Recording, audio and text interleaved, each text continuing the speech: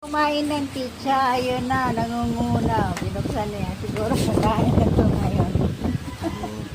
Wati ka. Nangurang sa pizza. Shakes. Oh, see? Sarap. Pepperoni pala. Nak! Nak!